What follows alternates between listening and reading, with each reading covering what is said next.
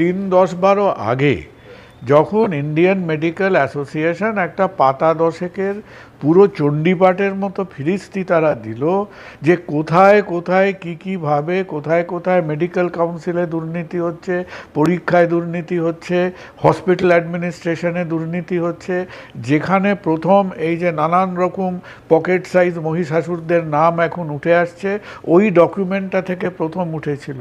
কারা তারা? আজকে এই যে ছেলেমেয়েগুলো যারা আজকে যে ডাক্তাররা কমপ্লেন করছে, এরা কারা? এরা তো একটাও বিরোধী পক্ষ বলতে কিছু ছিল না।